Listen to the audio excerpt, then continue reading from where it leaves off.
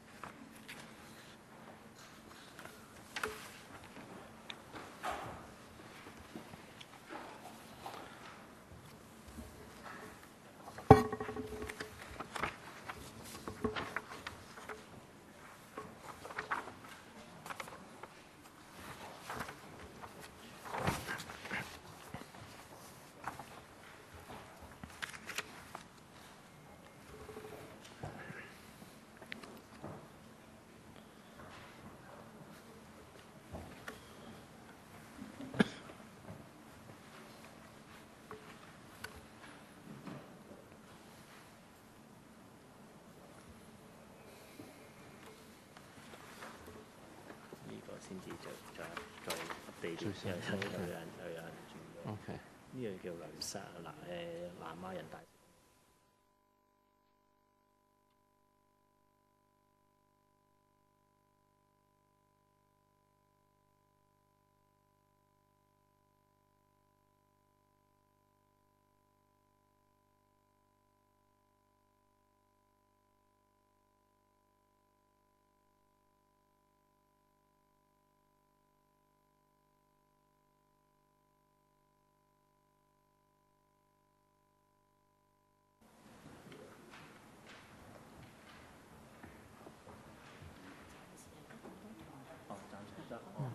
咁少咩？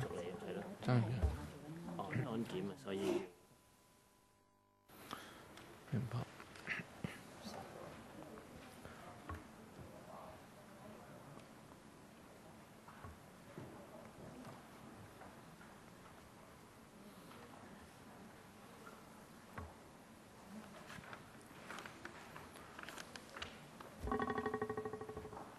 好，各位同事，我哋 All right, members, let's call the meeting to order.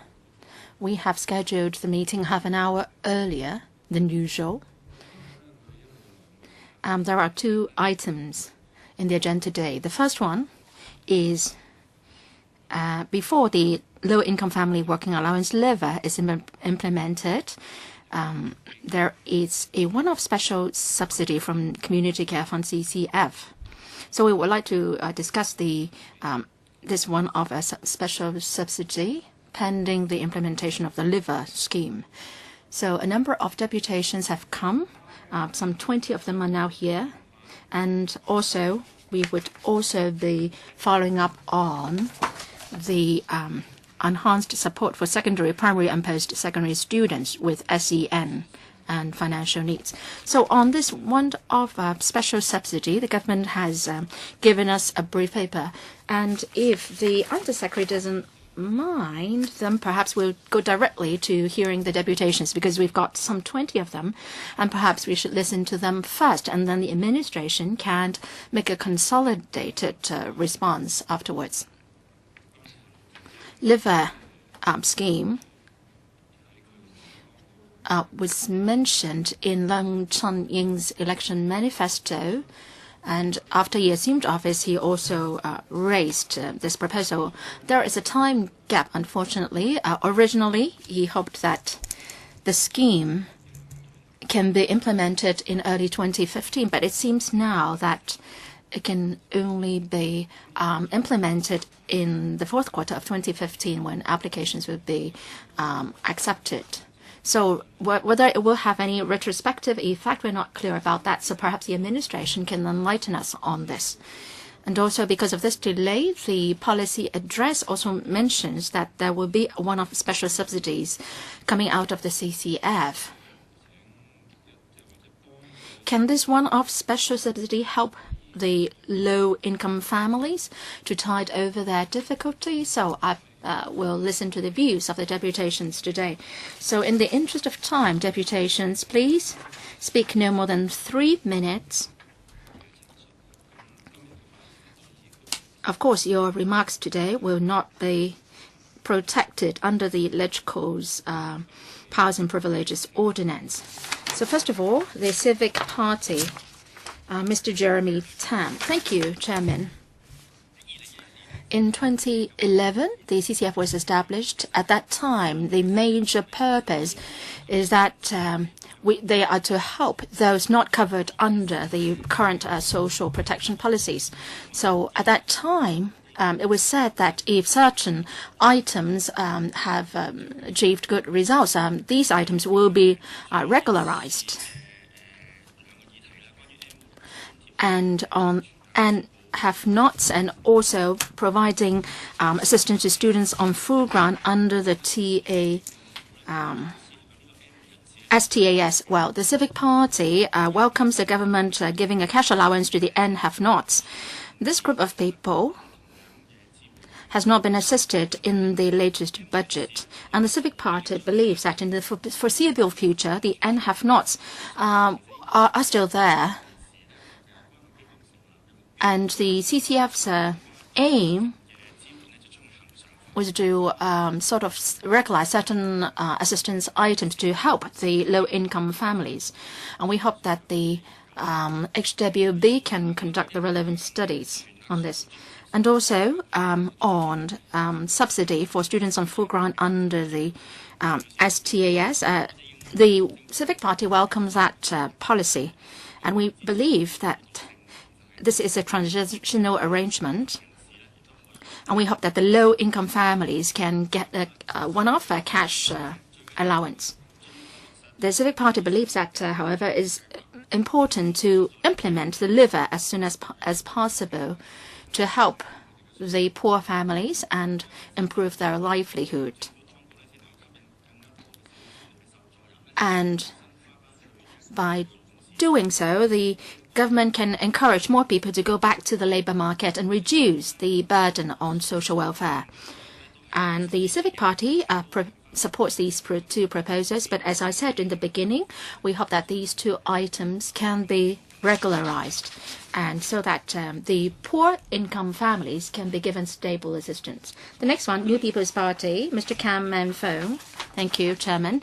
The wealth gap in Hong Kong is very serious. We all understand that. We've got CSSA to help those on the lower strata of the society, but we understand that a lot of people are still in need of assistance, and they are not within the CSSA network. In the 2014 policy address, the government says that there is this LEVA scheme to help the working poor and their families with children and young people still studying in school. And the New People's Party supports the rationale behind this policy. 嘅人士可以自食其力啦。並且呢一啲咁嘅援助絕對可以咧幫呢啲家庭嘅下一代提供支援啦，協助佢哋喺未來脫貧。根據咧政府喺2012年嘅數字顯示，其實有60%嘅在職貧窮戶咧係需要去撫養呢個小朋友嘅，或者有下一代嘅。咁咧，但係咧喺當中近半咧有一半咧係而且有超過兩名或者更加多兒童喺屋企。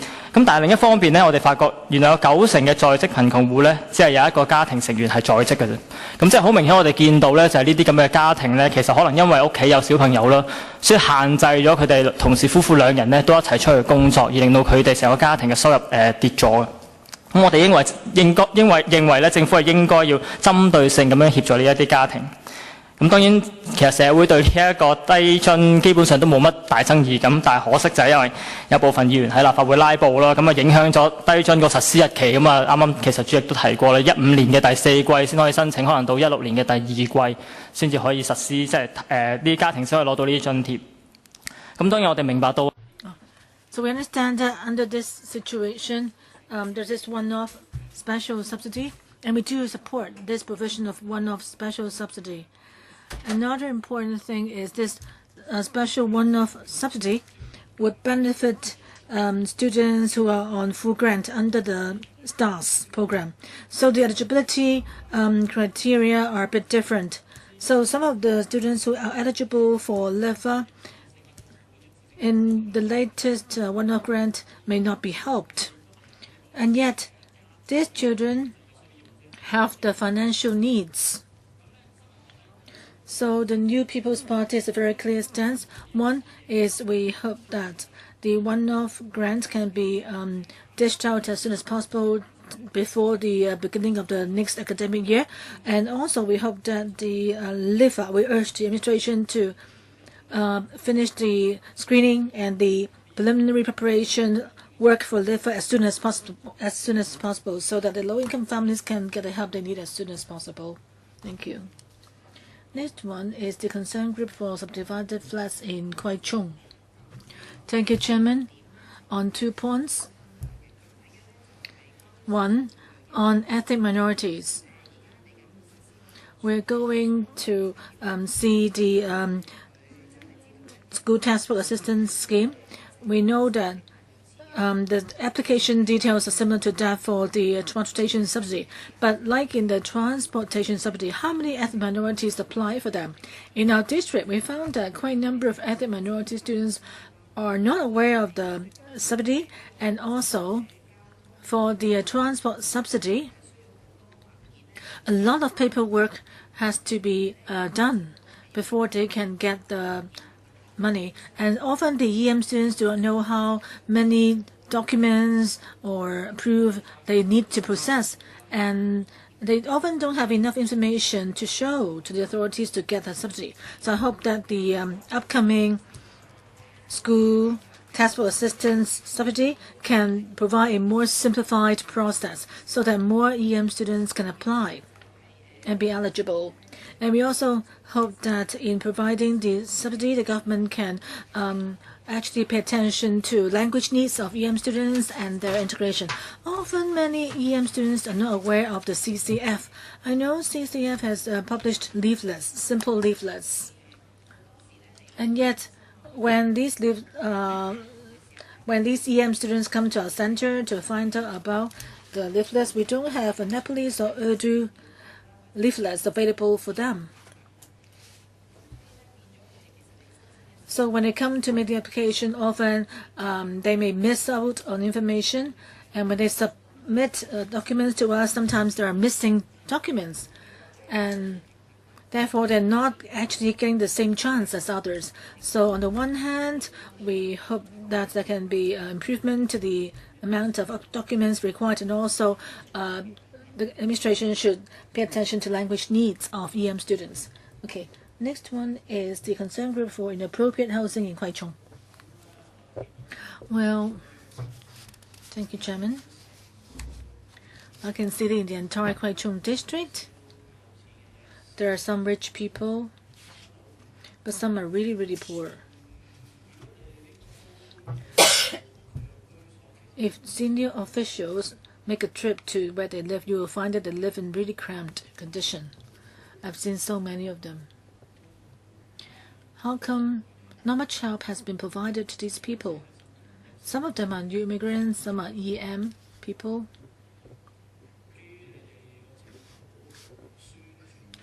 I think there's inadequate publicity about the help on offer. And also, you're talking about a diversified community. And yet, even the application forms are not actually legible to everyone. Some people may not be able to read complex characters. The new arrivals in Hong Kong,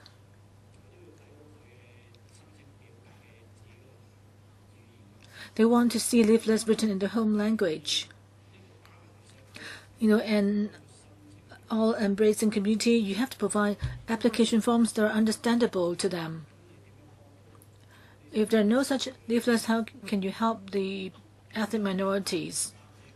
Not just in Kwai Chung, in the New Territories, Pink Shack. When I ask elderly people living there, they have no income except relying on returns from their fields. They grow their own plants on the fields. And I asked them, do they know about CCF?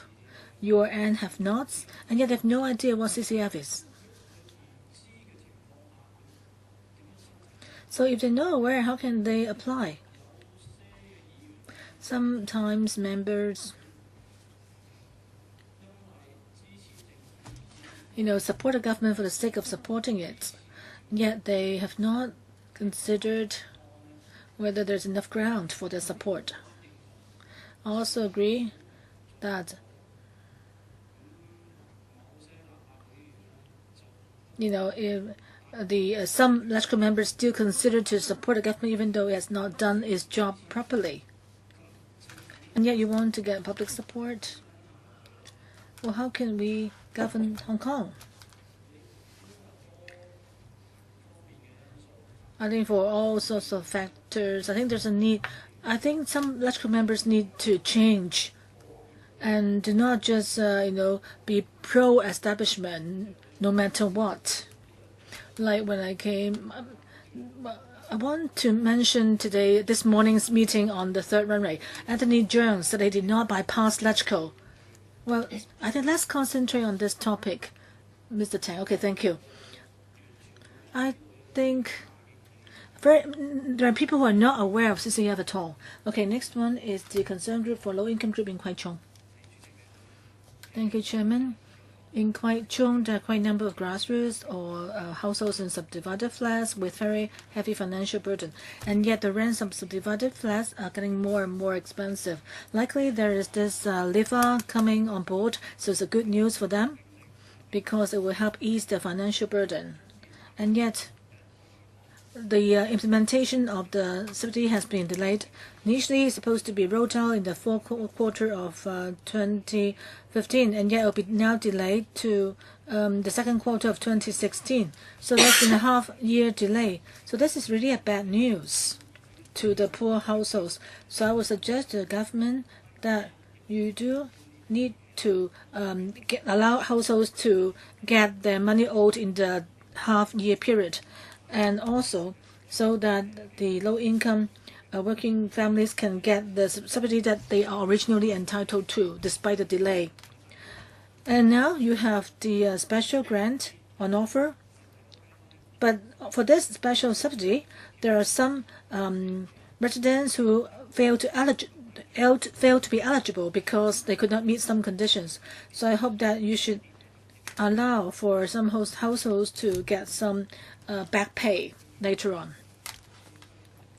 So next one is the coalition of tenants in subdivided flats in Kwai Chung.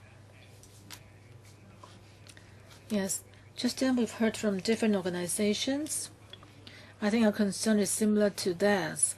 This low-income allowance was mentioned more than a year ago, and CY Leung in his policy address 2014 and 2015 said that there would be this lever, and yet despite all the talk, the poor residents have yet to get this allowance. So the residents were very happy at the news, and yet how come there's been such delay and they're getting more and more worried now? So the government was saying that in the third quarter of 2015, the allowance will be available for application, and for application for subsidy in the second to fourth quarter of 2015. And yet earlier, because the administration did not change the order of the agenda items, therefore it did not get passed in time by Finance Committee. Now we will have the allowance in the second quarter in 2016. So taking into consideration the application period needed, so the allowance won't be made available till the last quarter of 2016. So that means residents will have a delay in their payment. So the government originally wanted to make the allowance available in the second quarter of 2015.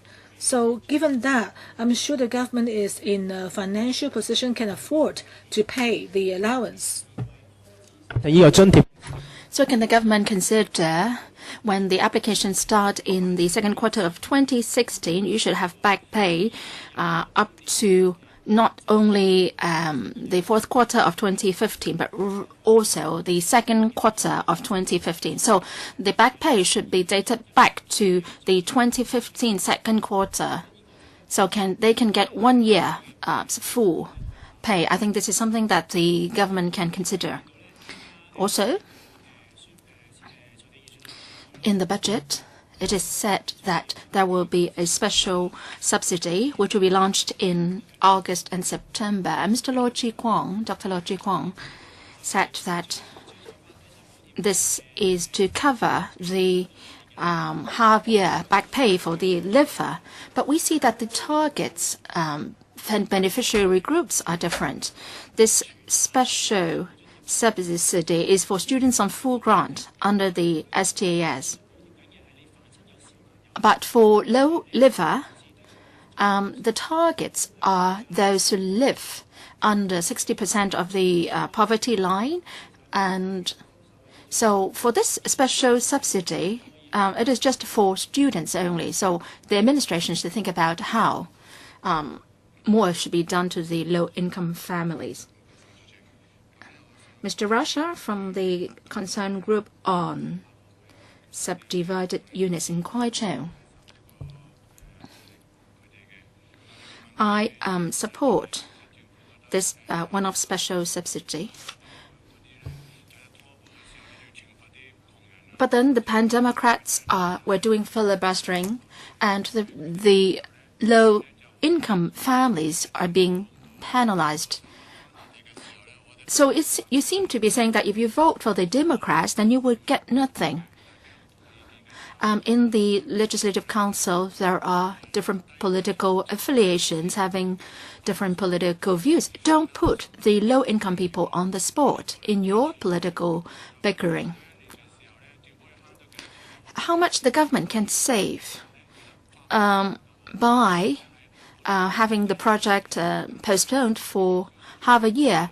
To the government, it may be a small sum, but then to the low-income families, this may mean a big sum. I mean a lot to them. And the low-income families know that they may not be able to change their future. And what they do is they focus all their resources into their children. Well, the residents in my district asked me to ask the government whether the government wants to deprive the children of the low-income families of their opportunities. So we have come to the stage we are in today. I think the government has to be blamed, and I think the government should take responsibility for all that is happening in Hong Kong, and you should not be so mean. Now, for this one-off special subsidy for students, two things may be involved. Perhaps the parents would like to get their students to learn something more, but then they will not be able to do it with this special subsidy.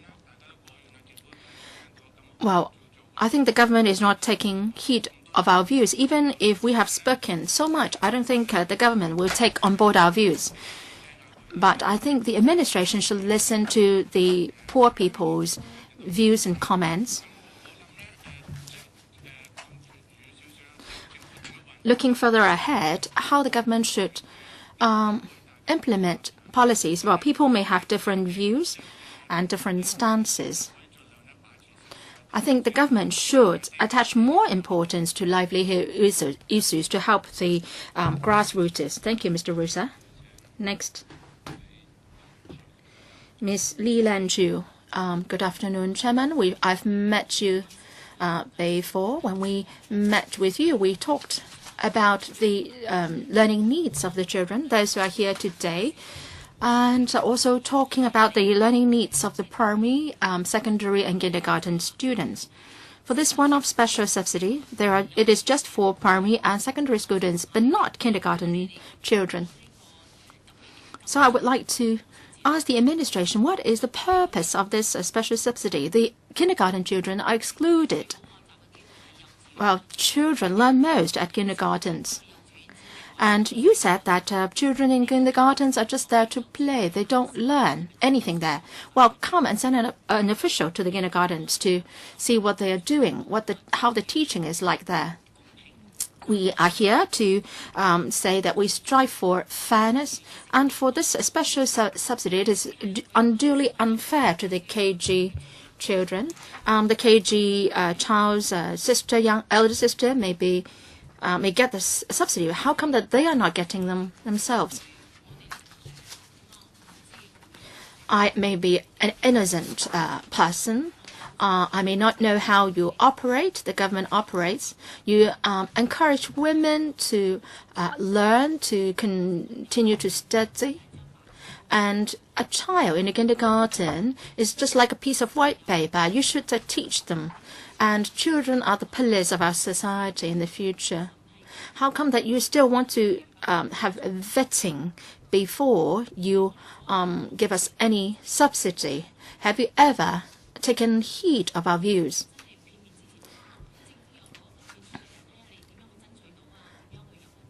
We are not just striving to get money from the government, say through demonstrations and so on. You can actually go down to the districts and see how the needs of the children are. Well, for the school buses, I mean, the fee is high. For these $3,000, well, it is just sufficient to cover the cost of the textbooks. And also the textbook publishers are revising the editions all the time. And you have never listened to us. We want to strive for the best interest of our children. We want them to grow up healthily. We don't want them to grow up opposing the government all the time. But if you are talking about a special subsidy, you should not be imposing any threshold. You are excluding students on half grant, and also you are excluding the kindergarten children. So what's the purpose of having such a subsidy? Your threshold is too high. You are high-sounding, but nothing concrete can be achieved through your proposal. Thank you, Ms. Lee. Neighbourhood and Workers Service Centre, Ms. Yo-Yo Chen, in the last year's policy address, CE has set up a framework for liver, and if the FC has approved the funding in July 2014, then we can get applications in the fourth quarter of 2015, and that the pay can be dated back to the second and third quarter of 2015, and some $300,000 has been reserved. And I think the government does have the financial resources to have the back pay paid to the families. And it is also the government which decides on when applications can start. The government didn't reshuffle the agenda items of the FC, so a lot of livelihood issues did not get passed in time. But I think the government has all the power to stick to the old schedule in giving out the liver. I think the government has deliberately procrastinated for half a year, and then it's passing the buck to the CCF. So I would like to ask why the government doesn't use up this $300,000 and use it as back pay so that the eligible people can get this amount. And also for this one-off special subsidy, this time, a number of deputations have already mentioned this. Even if they are eligible for liver, they may not be eligible for the special subsidy. For example, the elderly who live in the same family, they should get the basic allowance, but they won't benefit from the special subsidy. KG students are excluded. Students on half grant are excluded. But then financial assistance to student scheme has a lot to be improved. And in 2013-14, there is this $1,000 from CCF, and you're just trying to use this special schemes to cover up what is owed to the public. Now, for families with students on half grant, they have to incur a lot of expenses. There are a lot of miscellaneous school fees and items. So how come the government cannot treat the students on full grant and half grant alike? Now, CCF is trying to make up for the flaws of the government. Well, if it is trying to do that, how come that the KG students and families which have an income of 60% of the median income are excluded? Next one is Ms. Lau Chung-Kei from Improved Grassroots Case Concern Group. I agree with many who have just spoken. There should be a retrospective arrangement, back pay. Before it is implemented in the second quarter of 2016, there should be a back pay period so that the grassroots families can get the liver which has been owed to them in the past year.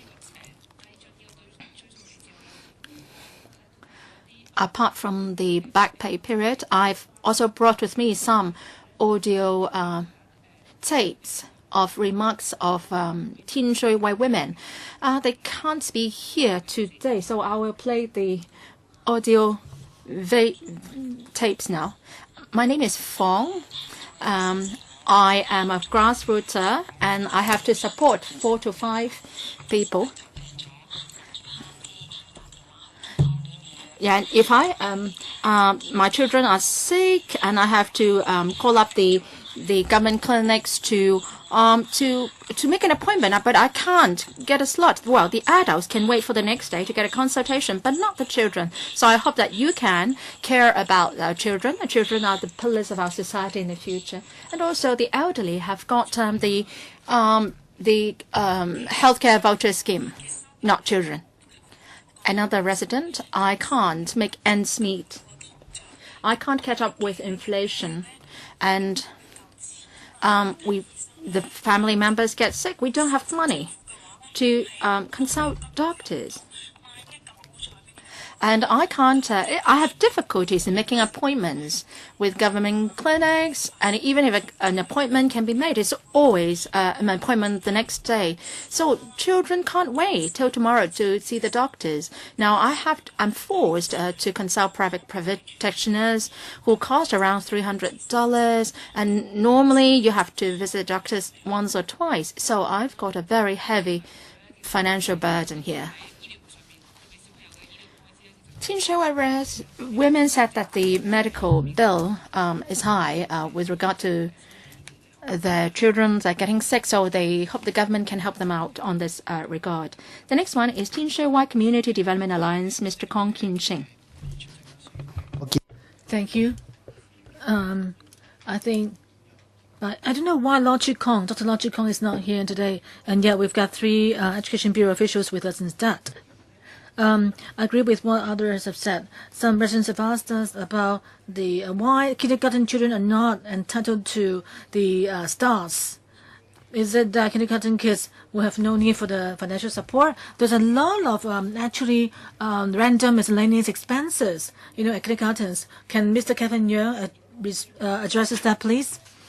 And I also like to play a tape of a resident who actually asked whether the subsidy includes medical expenses for children.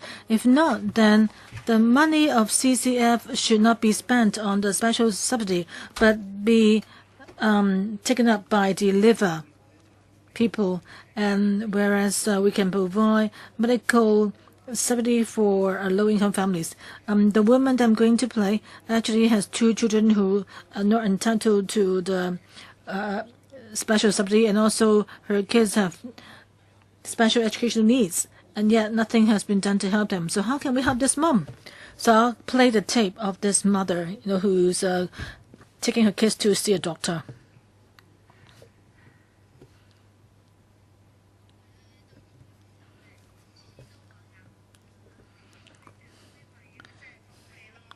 Well, we ended up taking our kids to public clinics, but the private sector is very expensive.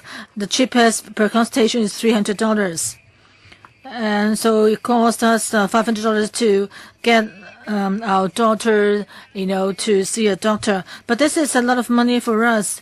In November and December, our two children actually incurred more than $10,000 in medical expenses. So most of our income went on to medical fees. And even when I'm sick, I would not go to the doctor because we can't afford it. I'll just take some prescriptions myself. Okay, I'll stop here. Well, I think the tape points out that medical expenses actually make up a large proportion of household expenditure, particularly for low-income families. Even as there is now the LIVA, the government has not made it clear what that kind of allowance cover.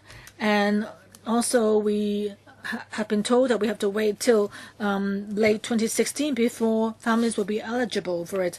So are there any means or methods to help these low-income families shoulder their medical expenses? Okay, thank you. Next one is I Need Child Healthcare Voucher Scheme Group. Thank you, Chairman. I think the LIVA is a good idea to help with low-income families, but as Mr. Kong just said, it's not known whether it covers medical expenses. But you can imagine a family with children. Apart from their usual household expenses on food and electricity and rentals and so forth, and there can be unexpected medical expenditure, particularly at a time of change of season. One child can infect the other. Say when a kid goes to kindergarten, he can get infected easily when mingling with other children. So, as you've heard, each season, each family may face a lot of medical expenses to the tune of thousands of dollars. Some residents cannot make it to the meeting today, so I'm going to play the tapes of some residents. I'm going to play it now. This is the first resident. Well, I'm Miss Lai with 3 children, and my oldest daughter just began her school. And when she got sick, and I took her to the clinic downstairs, and we had to make an appointment with the clinic there by phone, but nobody answered the phone, and I chose to take her to Tuen Mun Hospital, and yet there was a long waiting time there. But you can't wait when you're sick. I also have a 6-month-old kid, and when he's sick, and we need to get him to see a private doctor. Can the government be concerned about the welfare of children, say providing subsidy for them or health vouchers to them? Parents in Hong Kong very much hope that the government can be concerned about welfare, medical expenses for kids. This is another parent. I'm from CHENG Wai. I have 2 children. When they get sick, well, it's very troublesome for us in getting them treated. Luckily, we may have to wait till the next day before we can get to see a doctor. But when you're sick, you can't wait. So sometimes you're forced to see a private doctor. I think that's about it. In many remote areas, because of the uneven distribution of, health centers or in the hospitality clusters, often there may be only 2 maternity clinics in a district and 200,000 outpatient services a year. So therefore, if the child gets sick more often, then he may not be able to get the help they need at public clinics. Thank you. Next one is Ms. Chan Mun Tai. I'm Artai. My husband has a monthly income of $19,000. He works on a cruise ship, and he has to work sometimes at night. He only goes back to home once a week. I've got 3 children, one in K1, another in Primary 1, and the other Form 1. My 2 daughters are on half subsidy for books. and my husband works very hard, and we live below the poverty line. And yet, my children cannot get the full grant or full subsidy for the school textbook assistance. So we are really a poor, low-income household. You know, our expenses for the 3 children actually amount to a lot, not to mention the rentals, electricity, water bills. And my eldest daughters are on half school textbook subsidy. You know, transportation is costly as well, and we have to provide for their meals and pocket money and so forth. So we cannot actually provide them with any interest groups learning. Because a person who's making living and trying to find an income to support their whole family, the entire family of 5. So our livelihood is quite difficult. The government encourages parents to give birth, and yet without giving any support to the children. The liver, we are eligible for liver, but for the special subsidy, you have narrowed the pool of families eligible. For us living below the poverty line, our children are not eligible for that. So I very much hope that the administration can actually broaden the pool of the recipients of the special subsidy so that people can actually get the subsidy for many of those who live below the poverty line. Next one is the Special Educational Needs Rights Association, Ms. Hung. Chairman, I'm Ayong. I have a daughter in primary school. My husband is a van driver. He's self-employed. His income is unstable, making between 12,000 to 14,000 a month. He works from Monday to Saturday. He works from 7 a.m. to 7 p.m., sometimes 6 p.m. Besides driving, because he's disabled, he's also on disability allowance. And as a self-employed,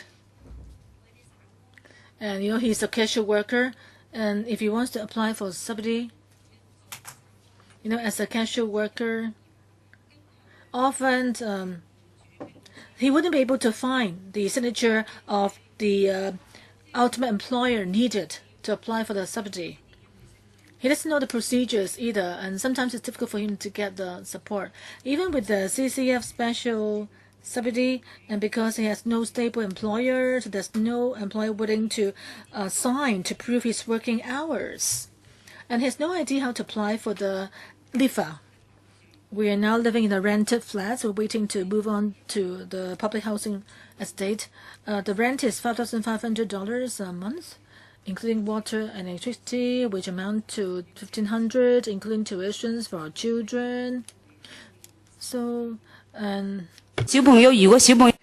for children, if they get sick, we take them to see a doctor. It will cost us $300 per consultation each time. So if you want to apply for LIFA, can you provide us with some sort of support so that we can better support my children's learning? Like for casual workers, they don't really know how they can apply for the subsidy. If you want to get your boss to sign to prove your employment, sometimes it's difficult to get the proof because self-employed people are not like people like you, with stable job.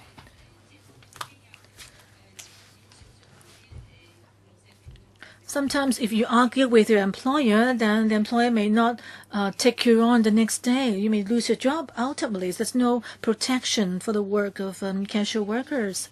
For the special subsidy, and we may not be able to eligible for it, but the subsidy is important because then we can actually use it to support our children's learning. Thank you. Thank you, Ms. Hong. Next one is the coalition for the fight for protection of low-income families. Well, the LEVA was passed by the Electoral Finance Committee in late 2014, and then it was delayed for half a year before it's finally approved. I remember during the Finance Committee meeting, officials mentioned about the retrospective period, but at the Finance Committee, there's no response given. And in the policy address, there was the announcement for a one-off special subsidy to be given out through the CCF for these needy families. So I'd like to ask the educational and labor and welfare officials, the one-off special subsidy, is it equivalent to the back pay, or is it something different? Because CCF is to cover items that are not covered by the current security net. So if you think that this is feasible, would you incorporate this into a long-term policy? But if this is just some sort of back pay for leaver, then as many has said, the amount is inadequate, and also some families may fall through the cracks. So I'd like the officials to respond and address this question. And lastly, our coalition would propose that through this one-off special subsidy, the administration should allow families to apply for the subsidy for the past year instead of half a year, to make up for the half-year delay in the passage of the proposal by the Finance Committee. So I'd like the welfare official to respond on whether that's feasible. Thank you, Ms. Yang. Next one is the Alliance for Children Development Rights. Ms. Hong. Thank you. Just then I heard from various residents about the one-off special subsidy, including children in kindergarten who are not entitled to it, and also for residents who are below the poverty line and yet who are not entitled. This is not what should be allowed to happen. This subsidy should be made available to all families under the poverty line, and yet because of this issue with student assistance, some people below the poverty line cannot get the full subsidy. And even for the special subsidy, some cannot even get a cent out of it. This year, even for some families, they may get this special allowance, and yet next year they'll get nothing because it's difficult for casual workers to get a signature from an employer. The purpose of the CCF is to provide a security net, so all the items rolled out under the CCF should have that goal of catering to these people in need. I believe that the government knows that there is very inadequate support for grassroots students. We very much hope that the administration can regularize the special subsidy and make it an item related to student financial assistance, so that students on half grant and in kindergarten will also benefit. And based on our survey, we found that the books and miscellaneous expenses in kindergartens actually average 4,159 a month. So an extracurricular activities costs about $1,000 a month, and it costs $216 to go online every month. So for the households in subdivided flats, they have to get the service from PCCW that costs more than $300. So you can see that there's a lot of money involved in supporting children's learning. And yet the government is not providing any support for kindergarten kids when it comes to the textbook assistance, and neither is there support for students' extracurricular activities. So we hope that the CCF can use the special subsidy and turn it into some kind of long-term support for students to make it a regular item so that grassroots students can be supported. I hope that the Labour and Welfare Bureau and Education Bureau can respond to this. And I think we don't see any CCF representative today. I think we're disappointed with that. Thank you, Ms. Ho. Next one is Ms. Ai-lo-yi. Thank you, Chairman. Just quite a number of people have said that there's some problem with the special subsidy in terms of the eligibility criteria. The eligibility for special subsidy is that they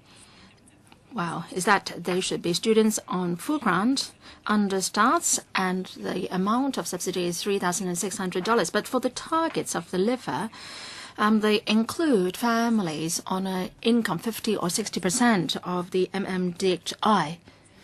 But then for this special subsidy, the threshold is 50% of MMDHI. Let me share some examples. Under the threshold now, even for 2 or 3 member family, the full grant, the threshold is $13,798, and for those who should be eligible under LEVA, $14,250. So a difference of some $100 or more. So those who are on 60% of MMDHI can't benefit from the special subsidy. And for the four-person family, now for the four-person family under the special subsidy is $15,000 and $670,000 for this special subsidy scheme. But for the LEVA scheme, then they are entitled under $12,000. So there's a difference of $3,000 for 5-person. The threshold is $17,000, and for LEVA is $20,000. So there is a difference of some $3,000. So that's about it. And for 6-person family, there is also a difference of some $6,000 in terms of the threshold for the 2 schemes. So for families which are having income of 50 to 60% of MMDHI, a lot of them would not benefit from this special subsidy. So I think the government is trying to cut back on its subsidy. As a gentleman said, this is not a huge amount. How come that the government is narrowing the scope of the beneficiaries and they're ignoring the learning needs of grassroots children? A lot of kindergarten students and also to primary and secondary school students, they have to pay a lot in their learning.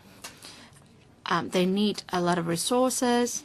So I hope that the government can expand the scope covered by special subsidy to include students on half grant so that more low-income families can benefit. Thank you, Ms. Ai. I would like to thank the deputations for coming here to give your views. I would now like to ask the administration to respond, Education Bureau and also the HWB officials.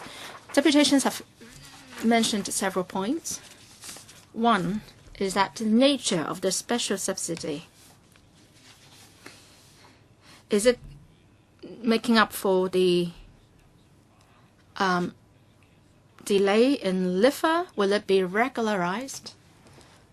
Or is this something that will be considered to be regularized in the future? Is this a transition arrangement? If it is just a transition arrangement, the targets may be different. If that is the case, then you are missing out on some target groups. For example, KG students and also families which have an income of less than 60% of the MMDHI. And also ethnic minority groups, they don't have information on these schemes. Perhaps the CCF has not been done enough in publicizing CCF among the ethnic minorities.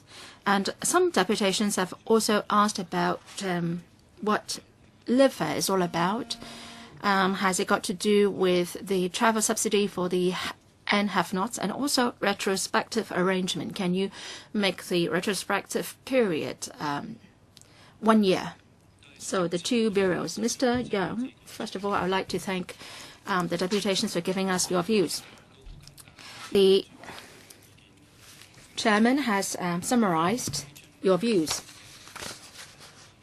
On LEVA, perhaps I would defer to the official from HWB to take that question. Let me try to explain on this one-off special subsidy.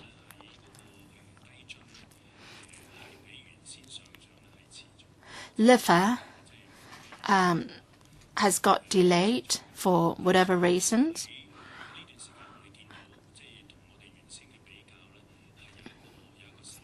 So there is a time gap, so to speak. We wanted to help earlier those in need. So there has been a delay and a time gap. So upon the request of the CE, the CCF has offered this proposal.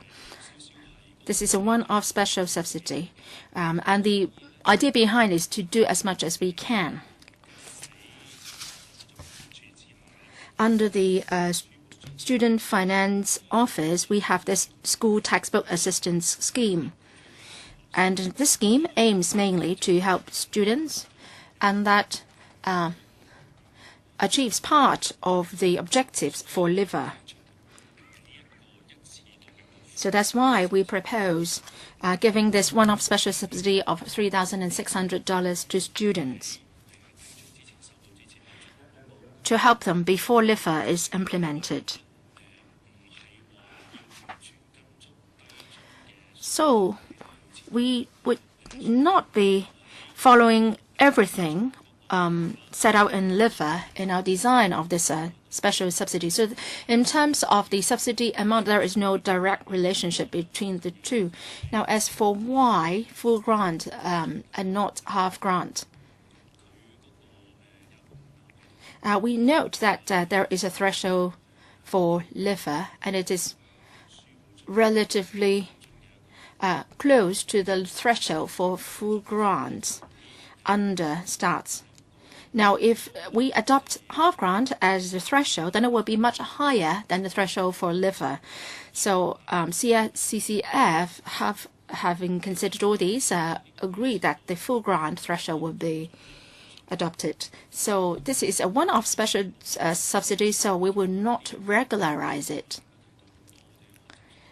And we are not seeking to help students or subsidizing their learning needs, like taking interest classes and so on. We're just saying that because there is this time gap when LEVA cannot be implemented, so we would try to help out as much as possible. There is no need for a special application for this subsidy. If the Commission on Poverty approves it, we would hope that around July, August this year, we would be launching the scheme in line with the stats for 2015-16. In other words, students who have been approved to have full grants under STARS, then they will automatically get this special subsidy. There is no extra application procedure. On the point about ethnic minorities at the Student Finance Office, all our information is in various languages. But for the form, of course, it's still Chinese and English. But if there is anyone who is in need of help with the language, I'm sure that the SFO and also the schools will be more than happy to help out. Kindergarten students, as I explained just now, the STARS covers primary and secondary school students only. So if we follow that mechanism, then that will naturally cover only the primary and secondary school students. Now, we are having this free KG education committee or working group which is looking into the issue, and one of our study areas for this term of government is really free KG education. So when we look at the overall picture for KG education, then tuition fees and miscellaneous fees would definitely be covered. So I think that's all I want to say for this subsidy. I'll hand over the floor to the official from LWB, Ms. Lee. I know that you are very concerned about the preparatory work for LEVA, and many deputations said they hoped that it can be implemented soonest, since the FC approved the funding in 16th of January, and on the 1st of March, we have set up a new office, and that is the Working Family and Student Financial Assistance Agency. And the colleagues are working full steam to take forward the preparatory work. As we all know, LIFA seeks to encourage people to work and to to encourage them to be self-reliant and promote upward social mobility of their children. So there is this working hours requirement in our design. Among all the subsidy schemes we have in the government, it's quite this work hour requirement is quite unique. This is a brand new scheme. We have to spend quite some time in mapping out all the details. And after January, we said that it will take 15 to 18 months before we can accept applications. And actually, during this period, we have to work out the details, the workflow. Say, if the application form has been received, how should we deal with the application? What is a step-by-step process? All these have to be finalized and worked out. And what about the the vetting procedures, mechanism to prevent abuse, and also accounting and auditing procedures? So these are all work processes that we have to work out. And also administratively, we have to rent an office, we have to do renovation, we have to develop a brand new computer system. And there are some 300 odd colleagues, employees who will be dealing with some 200,000 applications. We have to recruit enough people, do the training, and so on and so forth. So we will need, say, 15 to 18 months' time before we can accept applications. I think our staff, our colleagues have worked very hard, and we will try to launch the program as soon as we can. I understand that you are waiting anxiously for the project, and some deputations have talked about the retrospective arrangement. Well, that will be a very complicated process. In terms of the design of LIFA, we haven't built into a retrospective period or arrangement. We have a sort of arrangement for looking back in the past 6 months arrangement. So once we start accepting applications, the applicants should tell us their work hours, income and assets in the 6 months before the application.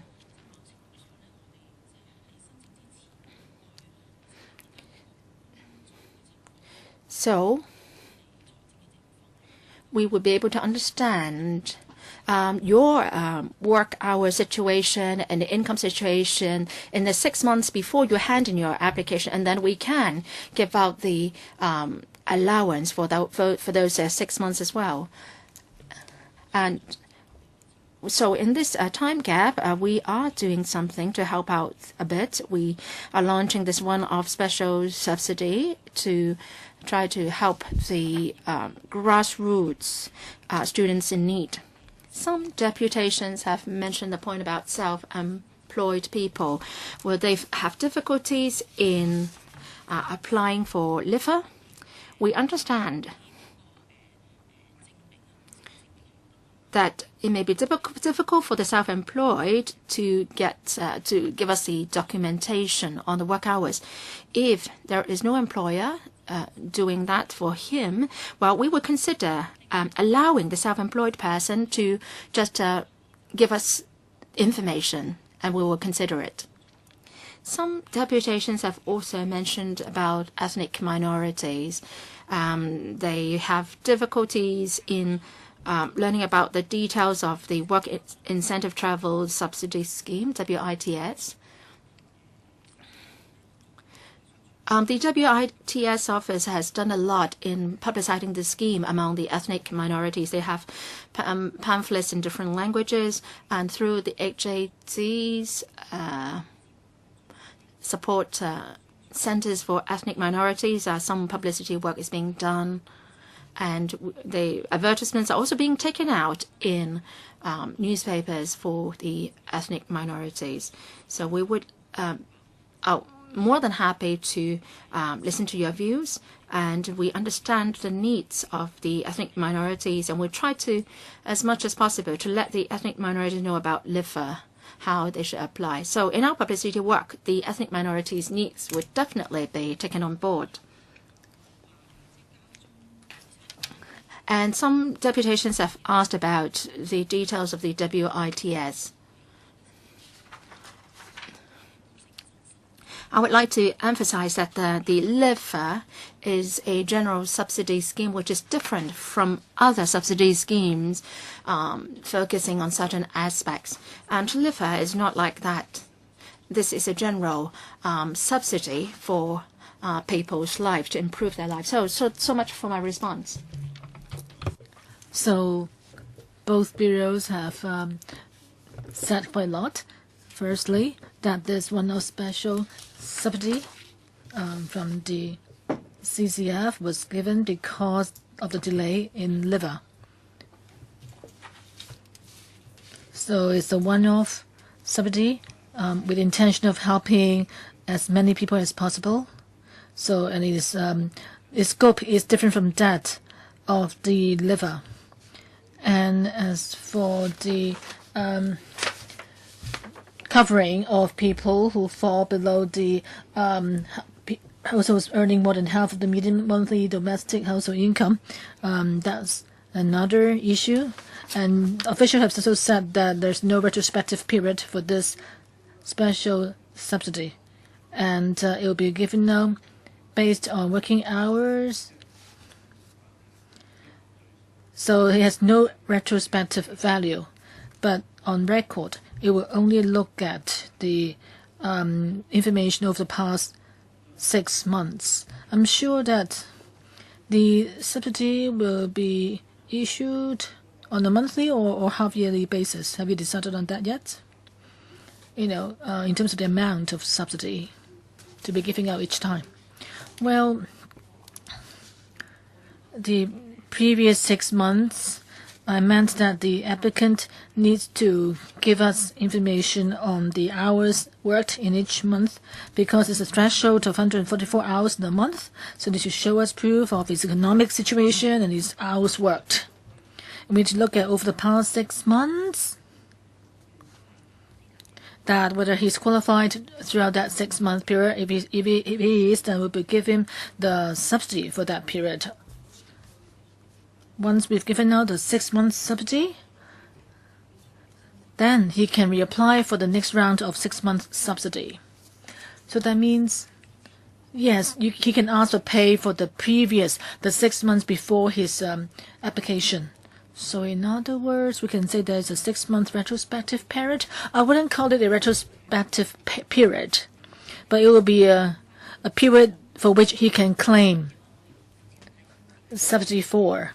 I can't say, because we can't say what your working hours will be in the coming 6 hours. Therefore, we looked at his working hours in the 6 months before public application.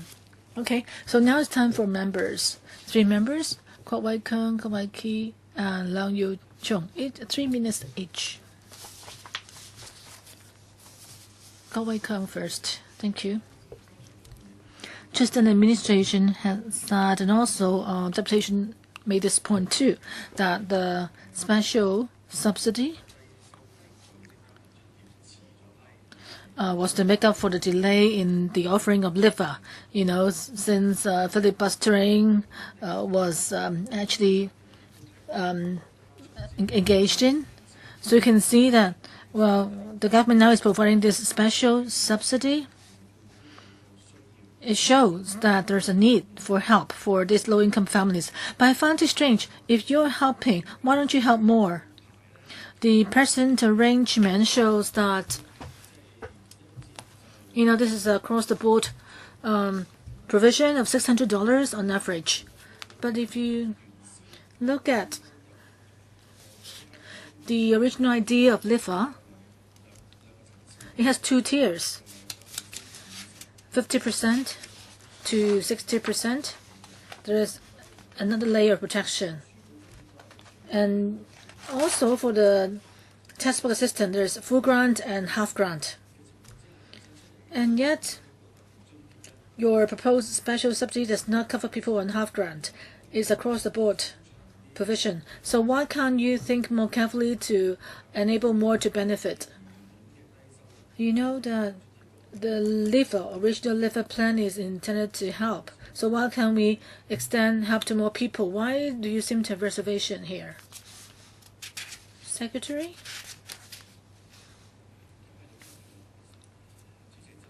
Chairman? I think if you work out the amount for those on half grant, the threshold is about, well, our calculation method is different. We look at the income and the AMDHI, but it's about 80 to 90% of the AMDHI, which is way above the threshold for LEVA, which is below 50 or 50 to 60%. So CCF has not proposed covering half grant because there's a big gap there. Well, you talk about 80 to 90% of the AMDHI. Okay, this one is Kokaki. Well, I'd like to thank Deputations for coming to this meeting this afternoon, but unfortunately you may find yourself talking to stones. There are no answers to your two key concerns. You know that the government did not act fairly in the first place, and that's why we had the filibustering. But ultimately, what we wanted to achieve was a retirement protection and to set CSSA at a reasonable level. Contrary to this weird concepts of like LEVA, and you know, many of the underprivileged families, it's not that they don't want to work, but if they have a child with a special educational need, then can you ask them to work more? If they work more, then the child will be in much trouble. Getting more money would not help. Lord Chi Kwong is not here today. I don't know why the deputations were so angry. You know, there's a parent who spoke with a child with special educational needs, and yet the CCF money to be given out to them can cover so little. And also, they have to find a coordinator at the school. It's really not really tackling the issue here. Ask the parents how this proposal can help them. By the time the child graduates, no help will be forthcoming yet. So there are two issues here. One is that they want to, I'm not going to argue with you over the period, but they ask you to extend the period by another 6 months. If you will just look back, right? They just ask you to look at 6 more months. If you don't do it, then that means you are actually just trying to be having a quarrel with them. Why wouldn't you consider extending the period by another 6 months? And just as the Secretary said, half grant will raise the threshold to 80%. In between, there will be a lot of low-income people. You know, do you think that those on half grant, do you think they will be interested in getting the special subsidy? They're not asking for a lot either. The special subsidy is just about $3,600. If you give half grant to half subsidy to the half grant, those on half grant is still a small amount of money. For many families, they have children and they need a lot of support.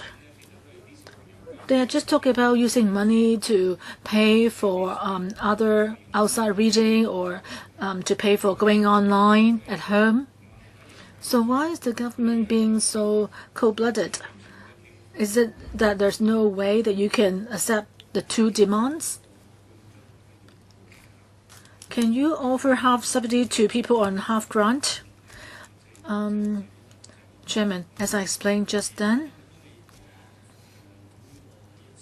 when we came up with this idea of special subsidy, it was done because of the delay in LEVA. So the threshold was based on the premise that the LEVA would be delayed. Whether we can introduce a new category of half subsidy. If that's members' view, we can actually reflect this to CCF. But I believe that this could deviate from our original idea. I find it sad that the rich people who pay raise can have 2 quarters of raise waived. But indeed, many of the families do need the half subsidy. Okay. Ms. Lee, can you tell us, do you think increasing the period, Jane Lee, can you tell us, can you extend the period by another 6 months? I think in our design of LIFA, we had not thought about whether it can be extended from 6 months to 12 months. I think technically speaking, since we have an arrangement for a monthly screening of application, taking into account their financial situation and so forth. So if you want to push it back to 1 year, whether it's feasible technically, we actually have not got such an idea yet, and we haven't considered that in our design. So if you want to look back at the longer period, then I think the idea, the original mechanism for handling applications will have to be reconsidered. Just then, members and deputations mentioned about the retrospective period, but that for any regular subsidy scheme offered by the government, we never have a retrospective period for those other subsidy schemes. Okay, well, I'll leave time for our colleagues. Liang Yu-chung. Thank you, Chairman, and deputations. And let me thank the Chairman again for actually summarizing the deputation's views and reflecting them to the administration. And we've also heard the summary of the administration's response, and yet the response is pretty simple, just one word, no. I don't know what the 2 secretaries think. If you look at your paper, the last line in your paper sets, members invited to note the paper and comment on the proposal. So what's the point of commenting? The ultimate outcome remains the same. So why are you so hypocritical? In the last sentence of the paper, you're asking us to comment. But luckily, just then, Undersecretary Mr. Yang said that he could reflect the views to the CCF. I think that's a minor improvement. But that doesn't mean that bureaus are taking a proactive attitude. I find it very disappointing that if you just come to a meeting as a matter of routine, there's no need for us to be seated here. Why do we waste so much time? Like the deputations who came here, it's meaningless. If it's just a fake exercise, and it's pointless. If you're not trying to find better options based on people's views, then it's pointless. Just then there's this point about the 6-month period. Of course, in your original policy, you set a period of 6 months. Nobody disputes that. But we are talking about the first time of application. Can you extend it to a year? If you extend it to a year, then problem will be solved. So why can't you think along that line? You said that there's no such consideration in the original design, of course, but can't you take on board the new opinion? You said, well, there's no such arrangement originally, but what's the point of saying that? As for the textbook assistance, well, you're talking about people on full grant under the stars. But we're saying that those on half grant also have the need, and you don't seem to think that there is this need in existence. So you are just saying that our partial opinion to CCF, but we have actually told CCF what we think. We don't need you to act as a messenger, but we do anticipate your bureaus to have a more positive attitude and acknowledge the need. So I hope the two representatives please tell us what your bureaus think. So don't say no to everything. So these are the two issues again. So two government officials, please. Chairman, perhaps I'll give you more details. As I said, I'm happy to convey your suggestion to the CCF, but as I said, this suggestion deviates from the thinking of the CCF when it drew up the plan. Well, that was not their starting point. I would not say that students on half grant don't have this need.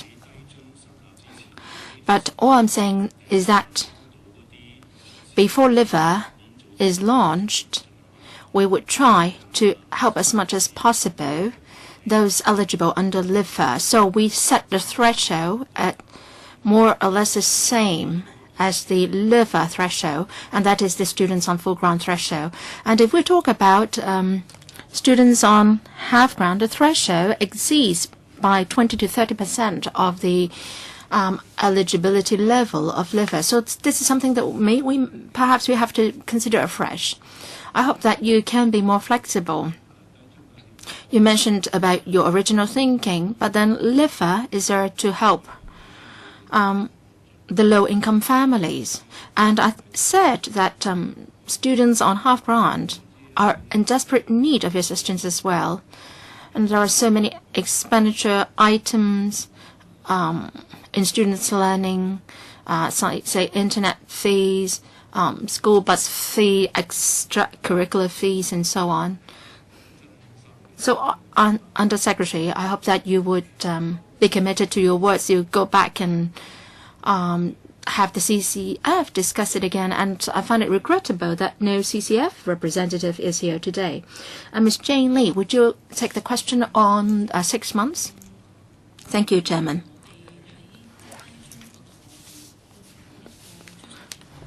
There is no retrospective period for LEVA. And it's difficult for us to extend the 6 months period to 12 months. There is indeed difficulty in doing that. And please understand that it's not that we are not dealing with grassroots families' problems now. So it's exactly because of this that we are proposing the provision of a one-off special subsidy for students. And CCF, as you understand, is also launching the living subsidy for non-CSSA and non-PRH tenants. And CCF has held a meeting recently, and it is now considering that at the end of this year and early next year will launch once again low-income living allowance for non-CSSA and non-PRH people. So we have tried every means to help the grassroots. Next, Mr. Leung Kwok Hong. I mentioned the word original thinking. I found it so ridiculous. The FS first, way back, dished out $6,000 to everyone's MPF account, and then the proposal was objected to in the next year, including the pro-establishment camp members. And they took a photo in the government headquarters and said that, well, a mistake was made, and you are shortchanging the disadvantaged people. If they come and occupy the electrical building, don't you think you would discuss with them if that happens? What is the purpose of the original thinking of rates, living rates? I've asked you many times that you should not be waiving the rates, and you are really giving the rich people all sorts of subsidies.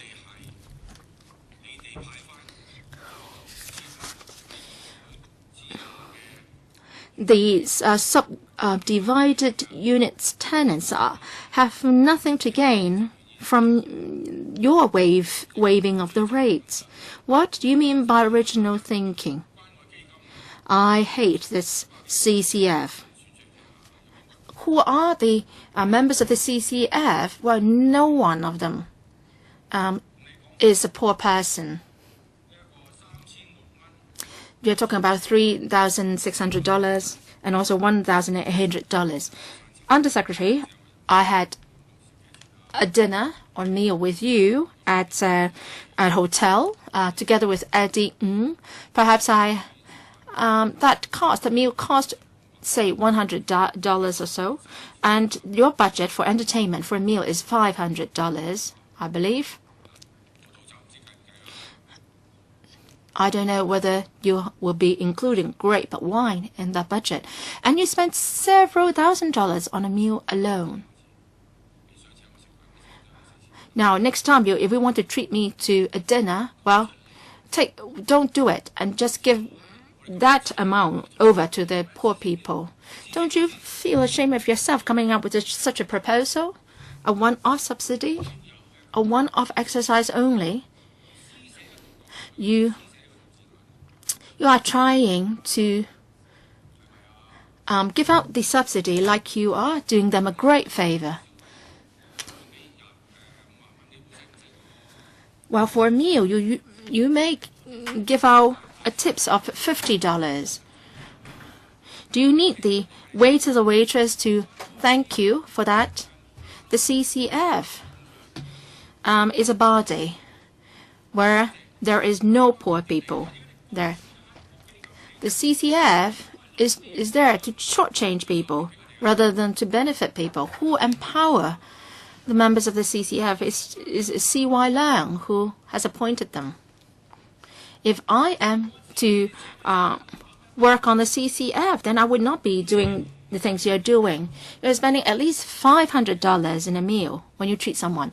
Well, can you tell me what your budget is in treating people to a meal? So do you have that figure? The two bureaus? Well, you may say spend $5,000 on a meal for 10 people. Several government officials together with several legislators. Well, I have to go back and check because I don't entertain people to meals very often.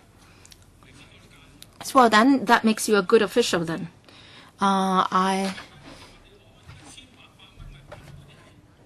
We are asking you for $1,800, and they are the ASEAN students, and they are the powerless group. Say, if you stand in their shoes and you are a paralyzed person, how would you feel? Now, how come Jesus is with those with leprosy? Well, using your own words is like, going against your original thinking. How come that God will be there together with the poor people?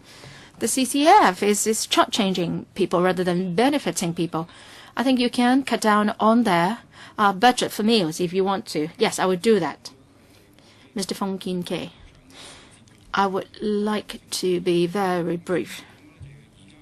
First of all,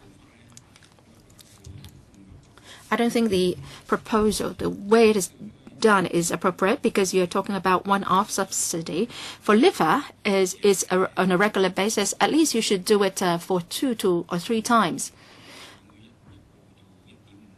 Compared to the liver allowance, it's equivalent to 1 to 1.5 months. But then the liver gets delayed for 6 months, and you are using, say, 1.5 months money to make up for the shortfall. So can you, say, do it for 3 times? And also, secondly, the threshold. Can the government answer me again if they have already done so? Anyway, so those students on full grant will benefit and not those on half grant. And how do these two thresholds compare to the LEVA threshold? Is it more inclined towards the full grant threshold or the half grant threshold? If our line or threshold is drawn too high, can we also benefit those who are just below this threshold? Half grant is around 80 to 90%. It's 80 to 90% of the MMDHI. Can you also give those who are in this bracket? Can you also give that out? Thirdly, well, there is back pay for civil servants' pay rise. How come that civil servants can get back pay but not for these target beneficiaries? I remember once there was this travel subsidy which can be back paid soon. So can you also consider this, having retrospective arrangement for LIFA? Why can't say that we are filibustering? That's utter nonsense. We have been saying time and again that we want to reshuffle this agenda item, move this agenda item up forward, and then the Zhang Quan-o landfill can be sort of pulled lower. But the government didn't want to do that. And then after we endorsed this LIFA proposal, then the government was reshuffling the agenda items again, and then try to advance the controversial items. So I think it is not filibustering which has caused the delay of LIFA, but rather the government who has to be blamed. Under Secretary?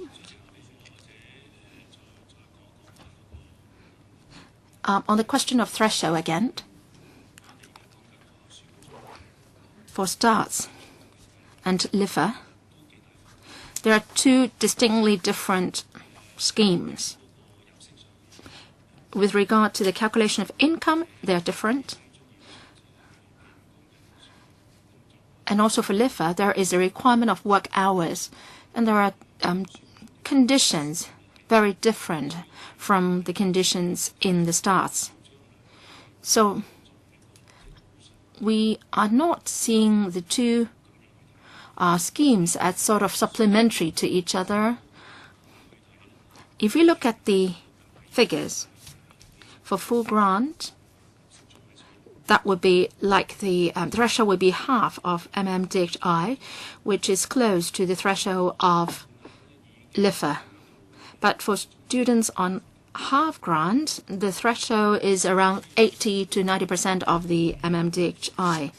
So much, much higher than the LIFA threshold. So because of this, we are not including or covering students on half grant on the amount.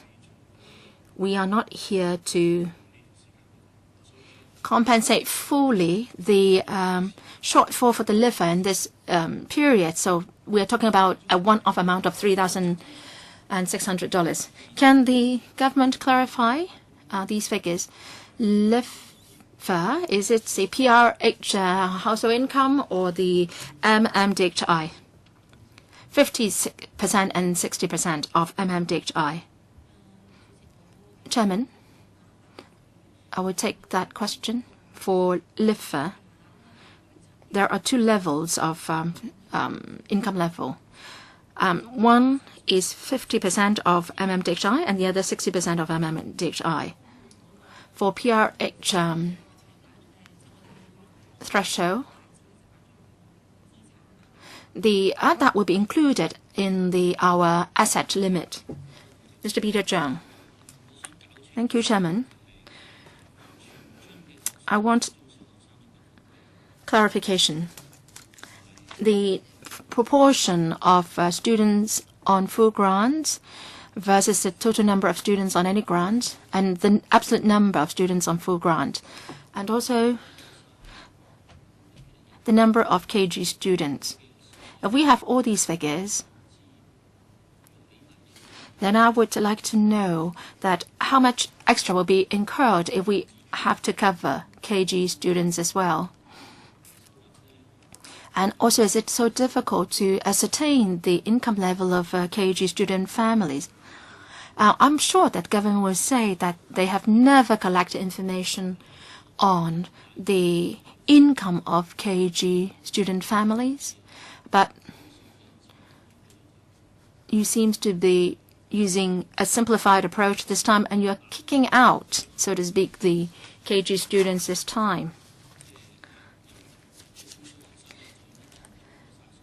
I understand that if you have to cover all students, including KG, primary and secondary, then it will be a complicated process. But then you don't have to work on the secondary and primary school students because you've got all the information.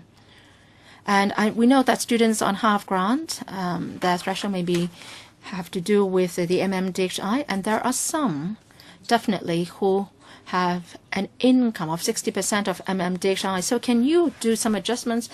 I think we can only give more comments only after we've got all the statistics.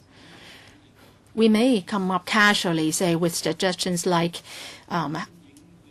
giving out the subsidy to students on half grant and so on. But then the administration says that the threshold for students on half grant is 80 to 90% of MMDHI. So I think we need all the statistics before we can make better suggestions. I think for kindergarten student population, there are about 180,000 kindergarten students. Mr. Xiang? Yeah. On the students getting textbook assistance, they make up for about 35% of all the primary and secondary students in Hong Kong. Among them, those on full grant make up 60%. Yeah, 60%. Yes. So as mentioned in the paper, that is 21%. More than 138,000 are on full grant under the STAS. So, in other words, there can be families of 138,000 children getting this special subsidy, and about 40%, that is about 10% of the families, or 100,000 families are on half grant. Okay, Chairman. For kindergarten, there could be an increase of, including kindergarten students, that means an increase of 35,000. And if we are giving 3,600 to 35,000 students, that is a little bit more than 100 million. And that would mean catering to kindergarten, primary, and secondary students.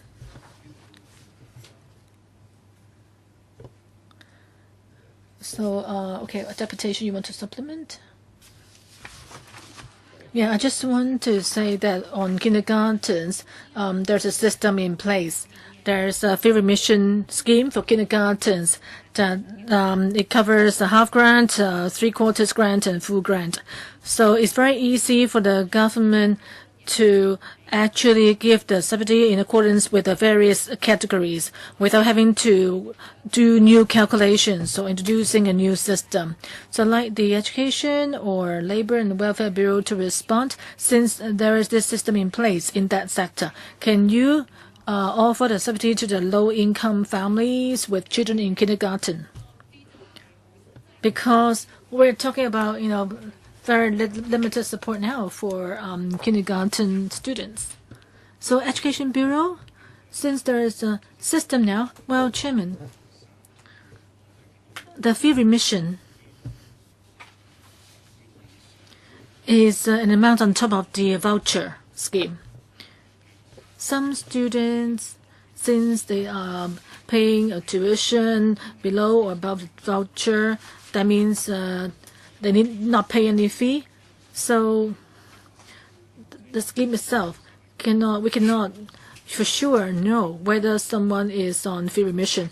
If we need to launch new application process, then administratively speaking, I'm afraid it might be quite complicated. For the 180,000 kindergarten kids, How many of them are on fee remission? About 30,000. So that's similar to Cheung Kok-chu's estimate. Cheung Kok-chu? Yes, Chairman. I think if you argue with the government, about its provision of fee remission, it may have its own formula. And I think since we estimate that, there may be the implication for $100 million, that need to be paid, to include more students. Then that actually we can try to set up some rules for the kindergartens to follow, and so that those who comply or actually who meet the criteria and can make declarations that the kindergartens can declare, and we can trust kindergartens and conduct random surveys, and that would ease the workload of the Bureau in offering the subsidy to kindergarten kids. That's very important. I think most importantly, we need to think that even if we are to include kindergartens, the amount involved will not increase by a lot, but just say $100 million only. So I think and also this could reduce the need for detailed collection of information. I think Cheung Kok-chu is also a member of CCF, so Undersecretary, if you can work out the exact amount involved, and if there's an existing system in place, as you said, Mr. Yang, you said that you try to help as many as possible. Now that there is this system in place, if the system can help plug the tiny loophole in the proposal, then why can't we do it? Well, as Mr. Cheung said just then, according to his line of thinking, say if kindergartens can tell us which students need the subsidy, and we can carry out random checks before giving out the money. But we still need to think about it carefully. Well, this is how CCF handles subsidy for and have-nots people. But whenever you come up with a new provision, we have to think about it carefully. Chairman, should I make this suggestion? That is for the primary and secondary students subsidy. I hope that members can support it first, the latest proposal first. And for the kindergarten kids, I think we can make the suggestion to CCF. Mr. Cheung, you sit on the fund. You can also reflect your view to the fund as well, and see whether we can take one step further later on. So, because ultimately this will be a scheme to be implemented by the government, then we'll see what sort of difficulties there may be. Okay, I hope that the Undersecretary can discuss it with the CCF. I think this item has to end. There's still the other item on the two programs to be launched by CCF. One is the provision of funding for primary and secondary schools to arrange Senko. And the other is the proposal on support for SEN students in tertiary education programs. So I have to draw a line. Any other members in the second round? If not, okay. Deputations want to supplement. 舉定手啦，團體。Please raise your hands, deputations. 4, 5 want to speak. So, okay, I'll give the time to the deputations. Each will have only 1 minute. Okay, please seize the time. Tang Tak Chun. I find that, civil servants have something like gratuity. And if you are not willing to do the work, why would you be entitled to your gratuity? Why don't we just abolish your gratuity so that the money involved can be dished out to the underprivileged? Since many civil servants only adopt a delaying tactic, like delaying construction projects and so forth. Okay, right, you made your point. Mr. Rashaw? Yeah, supplement. I know it's late, but I hope that when giving out the money, you need to know that the wealth gap in Hong Kong is increased. Often children can only improve their family's livelihood through studying. Some families actually can work and get more money if they don't apply for CSSA. So these people are trying to help improve their situation by working. So you are investing in these people by helping them. You know, talents are important for Hong Kong. Hong Kong has no natural resources. If you use the attitude of trying to help them by giving them support, then I'm sure you will see problems solved. What are the insurmountable problems now? Hong Kong has such outstanding civil servants. You're saying that you can work out the amount for 6 months, but not amount for 6 more months? Well, I'd like to ask Ms. Lee for the low grant. I think she should actually come up with the list showing the information for the past 6 months. Are you talking about getting information for the 6 months to as the basis for screening for payment for 1 year, or are you collecting information for the 6 months as the basis for payment for only 6 months? I think it's the latter. Anyway, thanks. Next one, Ms. Young. I'd like to say to the Education Bureau, just like he mentioned, 80 to 90% for half grant, and for full grant is 50 to 60%. I want to do some calculations with you. If full grant can get 3,600 and half grant can get 1,800, divided by 6 months is $300 per month. So I asked that the Education Bureau should not be so miserly. You should not work out whether you should give out $300 to the families. Why don't you just give the money to them? And also talk about the retrospective period. You said there's no experience in retrospective, but let me tell you, there is this retrospective provision for OALA. So why can't you just follow the same procedure as that available under the transport subsidy? You know, the WITS. Okay, next one, Mr. Ng. Thank you, Chairman. I'd like to ask Ms. Lee. Just then you said that the low-income allowance is a general allowance. But on previous occasions, there's the mention by deputations that the children have various learning needs, or there's a need for subsidy for energy. And CCF members also said that LEVA cover all those expenses. But if LEVA is a general allowance, then can you list out what elements does it cover? Because otherwise, every time you mention LEVA covers all sorts of expenses, well, in that case, we don't really know what it after all supports. Okay, next one, Ms. Law.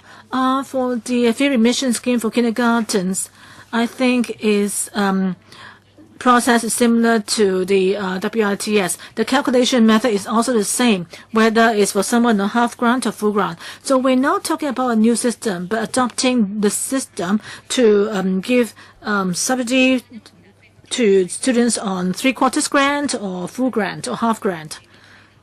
So because otherwise, these families on half grant and 3/4 grant may not get LEVA. And the threshold for low grant and full grant is about a difference of $3,000. So the full grant and the poverty line threshold can have a big difference, of up to $3,000. And together, when the two subsidies are combined, it could mean $7,000. So we're talking about those who are below poverty line or below 60% may not get support. Okay, next one. Liang Guohong. I think CCF was set up to look after families who are not covered by the existing social support network or assistance network. No matter what you think caused the delay, whether it's filibustering or not, we are now trying to actually protect those who fall through the gap. The original purpose of CCF is to actually provide support to those who are not covered by the Social Security scheme. And now you put the blame on us for filibustering, causing people not to get leave. Well, I can swallow that. You can put me on the cross. But now, are you going to make up for this? For the delay? Otherwise, what's the point of CCF? Carrie Lam, she's the secretary, the chief secretary, and Cheng Wai is also on the fund. A businessman, Low-income and also Mr. Wu, chairman of the hospital authority, and now he's the president of the General Chamber of Commerce. All of them are very, they are community leaders. And well, remember this, CCF is public money, is not donated by these members. So don't you think this is a loophole? You have to plug it. Well, loopholes have to be plugged in a special way. So, well, I think their suggestions are doing all sorts of good to the poor people. Why are you so mean in spending your money? Well, can you be clearer on what do you mean by loophole? Now you can crucify me on the cross. Well, you said that some people filibustered and that caused the delay of LIFA, and then you want to do something to make up for the delay. So you want to kill me, is it? You want me to jump to death before you offer them any help? Is this what you want? You said that some people are to be blamed for holding up LIFA.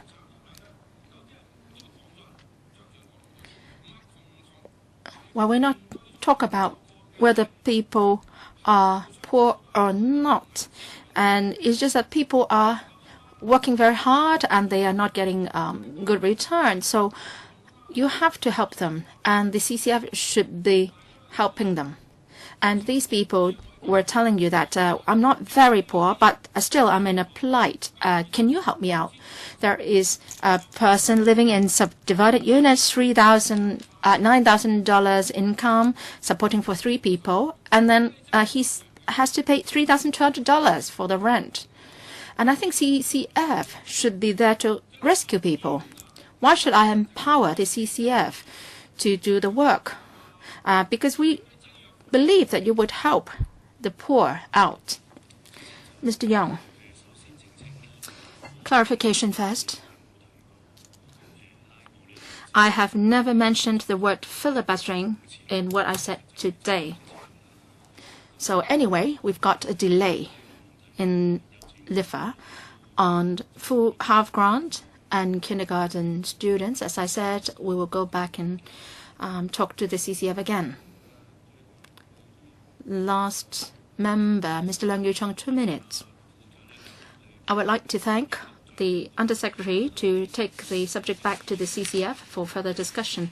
But before you do that, can you present some figures to us, including the number of students on half grant and also the number of KG students?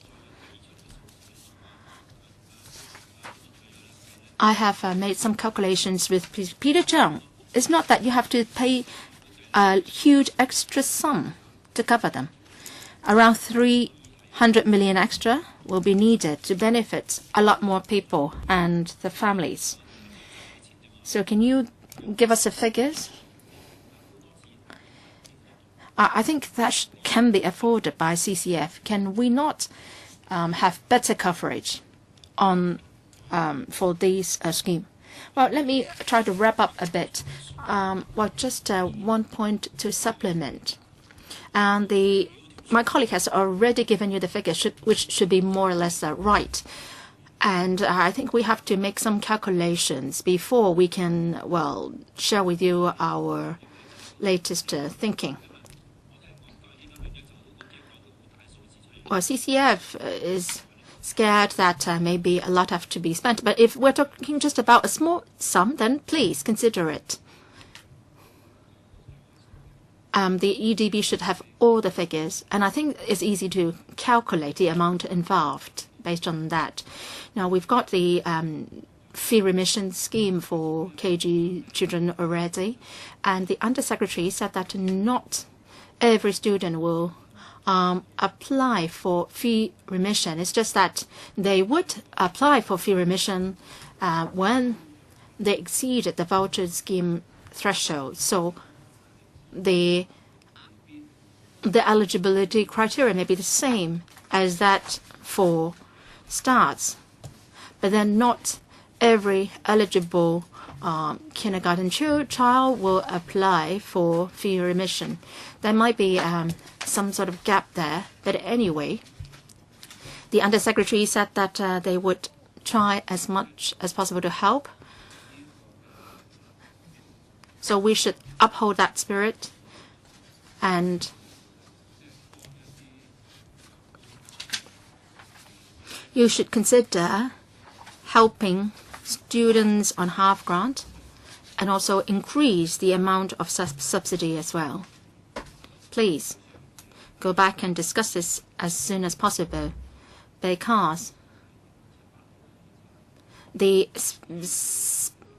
subsidy will be dished out in July and August, so we have a tight time frame. I believe that you'll go ahead with primary and secondary school students. I hope that you can cover KG students as well. I think this is a very clear view here. And also the retrospective period for LIFA. Ms. Lee said that this has never been in the design, and administratively it's difficult to implement too. But, well, there is still at least half a year before you implement LIFA. Is that not any room for you to maneuver? Mr. Rashad said that the civil service team is an excellent team, and you can work on it easily. Administrative-wise, you've done that before, having a retrospective period of 1 year. So, Ms. Lee, can you go back to HWB and study that? So much for this item.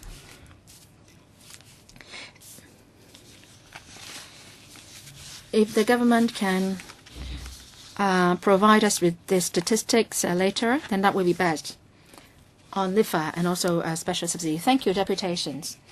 Next, we move on to the next item, and that is the enhanced support for secondary, primary, and post-secondary students with special educational needs and financial needs. All right.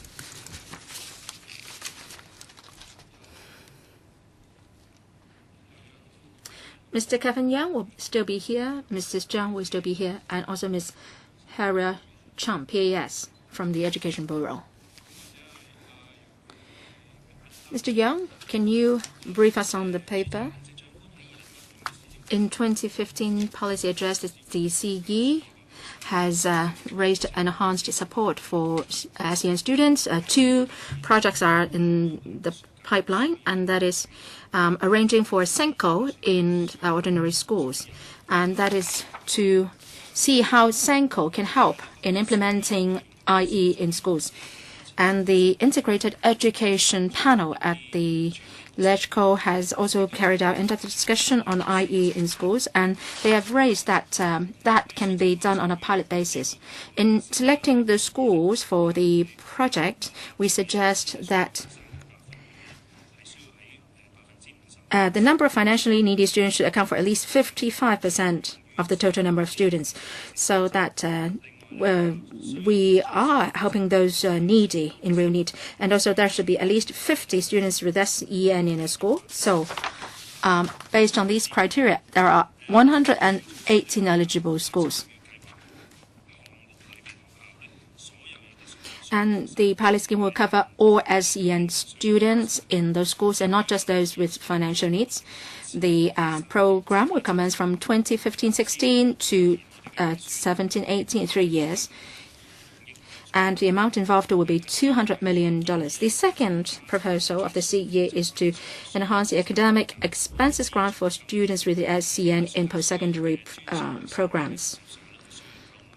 They need to buy assistive aids in learning, so they may have to be spending more than their ordinary peers, and they would the poor students who have big financial burdens, they will have to meet with means and access tests, and they have to be studying in locally accredited post-secondary institutions, and they would be entitled to an extra funding of $8,000 per year, and it will start from 2015-16 to and extend to 2017-18 academic year for 3 years. So the two programs have been endorsed by the CCF task force, and we would like to hear from you before we propose the projects to the Commission on Poverty.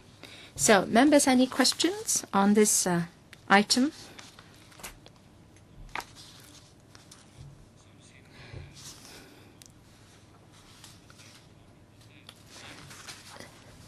First, on the system, Senko. This is a good initiative. The administration has responded to the request of the IE subcommittee of this panel and the council. And we think this should be a standing position, a permanent position. And it should not be a post title added on, say, to the school principal. There should be an extra post.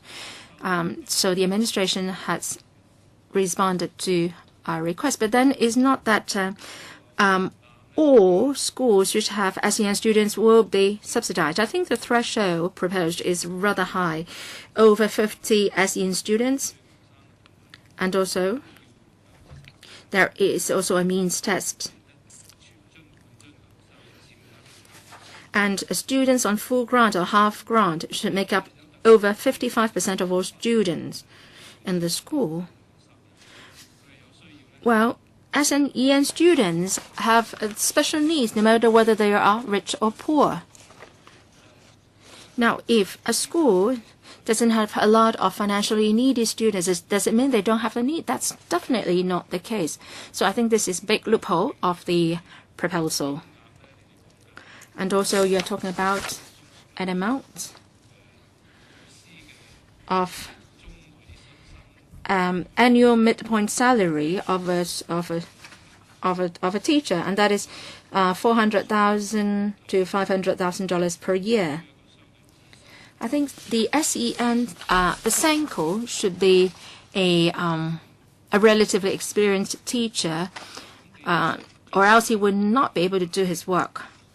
You said your proposal comes with flexibility, and that is they can use the amount to hire a Senko, or schools can use this amount to hire a teacher or a headmaster who is doing this work so that the latter can concentrate on the SEN students.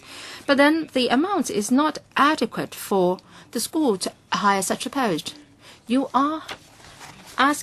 using an amount or salary of an ordinary teacher to try to release a more senior teacher. Well, that can't be feasible. And you can't even directly hire an experienced teacher from that amount, by that amount, or rather.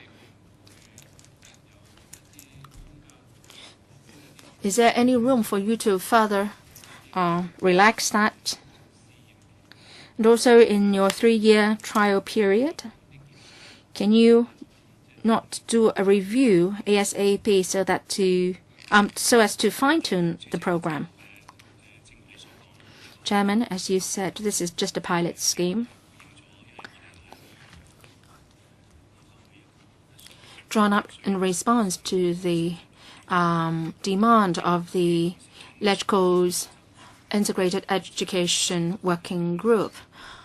I remember that when we discussed this, we did talk about the duties of the SENCO and also the experience required. At that working group, we didn't come up with anything fixed or specific.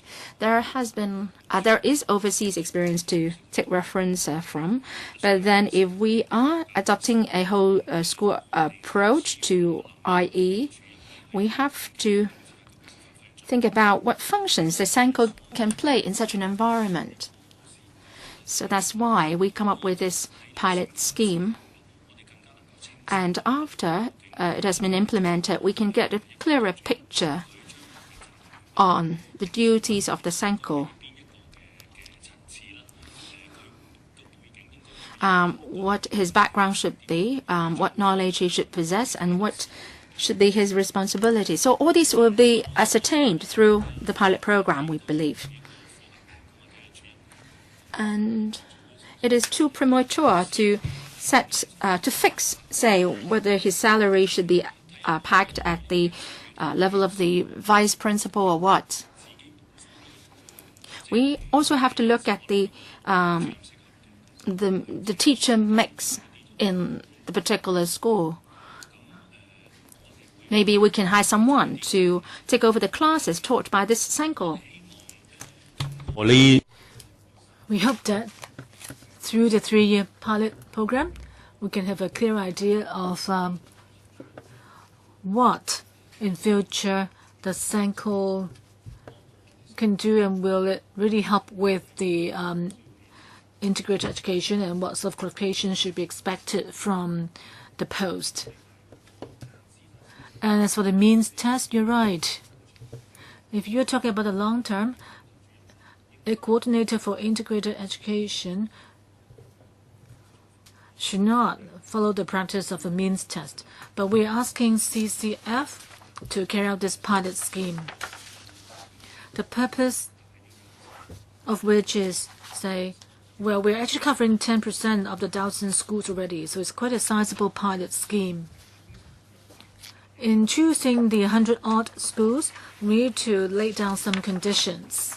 So the conditions envisaged now need to fulfill the objective of CCF, in helping those in need. For example, 55% of them have to be with financial needs, and also there's also the inclusion of children with special educational needs. This condition was set to help us select the right schools. So now the floor is open to members, 4 minutes each. Chi-Ming, sorry, his mic is not on. Your mic is not on. I agree with the members' view that the using the amount of money mentioned in the paper, actually should not be used to hire a coordinator, but should be used to support the various teachers. But anyway, it's better than not having any support at all. I mentioned before that providing the resources for schools with special educational needs children, the support that we know is very inadequate. You can tell from the data. So we need to do more work. In the past, Under Secretary, if you remember, I mentioned that I know that you are actually you've increased the monetary support to schools with SEN students to $1.5 million. But I think you should not impose any ceiling on the amount of resources the schools I have contact with. It's really scary. More than 10% or more than 100 students there have special educational needs, and yet you have a cap on these schools. So isn't that very unfair to these schools? Those schools which do well in accommodating SEN students tend to be low profile, because if they adopt a high profile, then they may end up getting more SEN students. Under Secretary, on educational psychologists, clinical psychologists, and the cap of $1.5 million for those schools? Well, this is a pilot scheme, and it doesn't mean that we would stop in providing other kinds of support. I think for the other proposals submitted by the Integrated Education Committee, we will consider them. I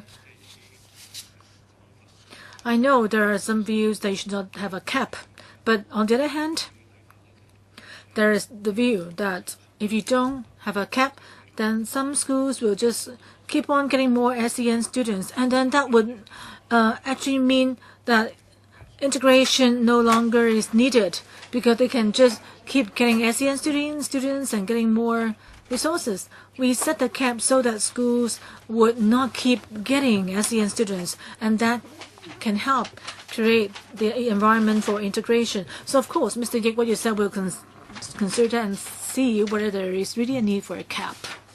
So maybe you review it, right? Review the cap. Well, all along, we often look at what improvements can be made. So that would be something that we will consider as time goes. Well, you have tier 1, tier 2, different types of support with an amount attached to it. I think if a school has got more than what the cap allows for, you should not cut it. You should not just put a halt there. You can still continue to give a stable subsidy to schools. Well, we will hand out subsidy to the schools.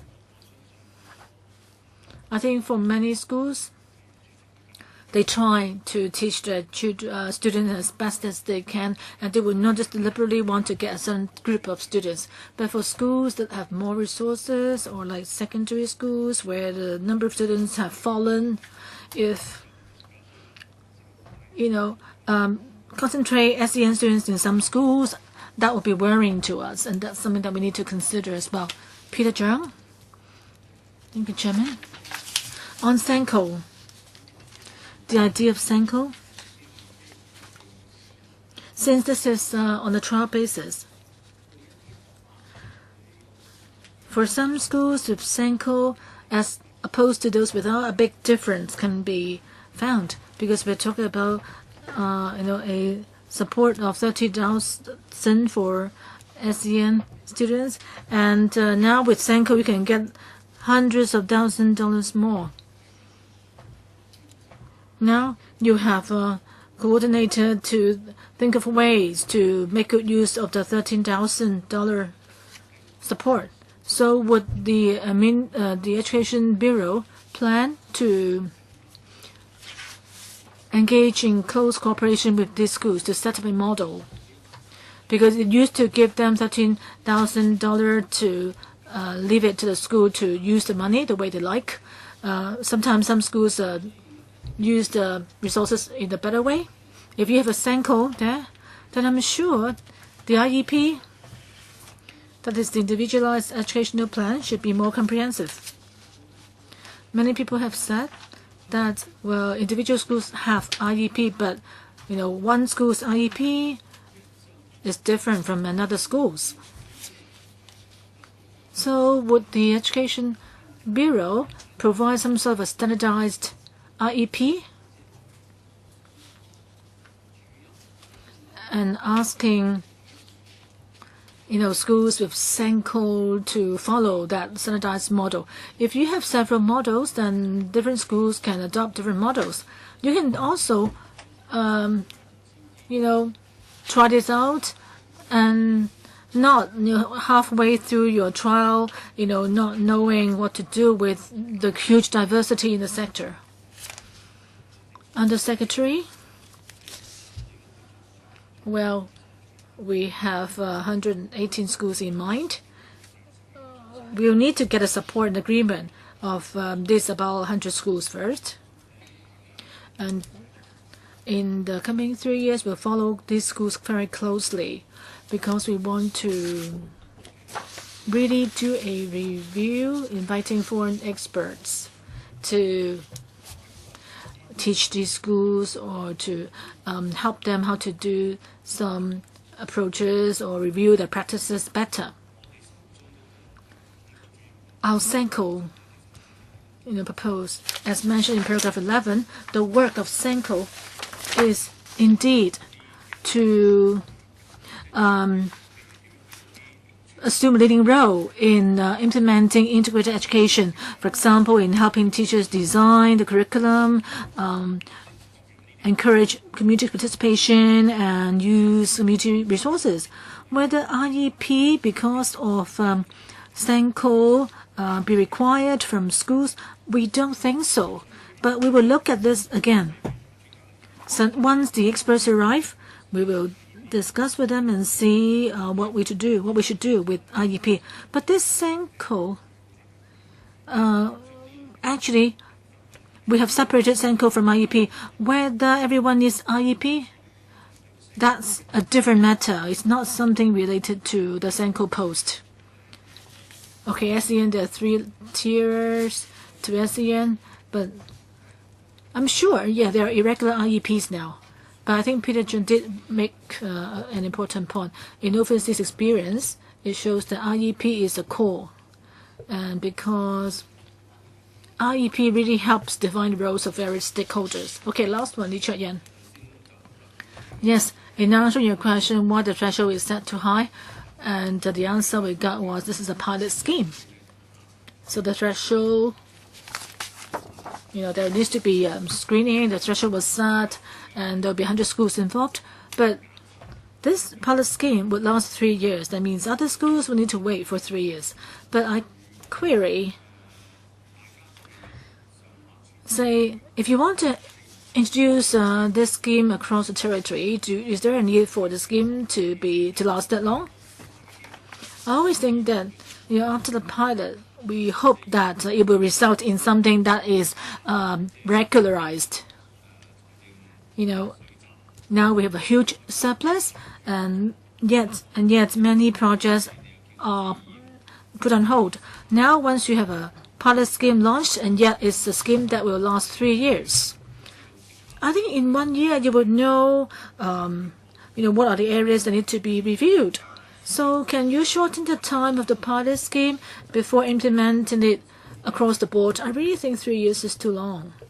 Under Secretary, I think 1 year would be too short. I think, this is we set a time frame of 3 years, but I think we'll do the review 2 years later. If we continue to collaborate with the 100 schools, we'll see what the outcome is. Before, in the Integrated Education Subcommittee, whenever the idea of SENCO was raised, we heard that, what are the qualifications and scope of work of SENCO? I think nobody has a full grasp of that yet. We're not sure how to define those areas yet. And if you want to make this applicable to every school, we need to know very clearly. Say if there were to be an additional teacher, then what should this teacher be responsible for? Well, here it says he should continue to teach, having 30% of his time teaching, so that it will not be too remote from students. It does need time for us to try things out and see whether teachers or the SENCO will need to teach for how long and so forth, how he or she should collaborate with other teachers. I think you are all very eager to help SEN students. I think that's our common wish. But we don't, particularly since you can imagine 500,000 times 1,000 schools, the final amount is quite big. So we want to do it right. So in our review, we can try to speed things up if it's possible. We won't wait till the 3 years is over before we do the review.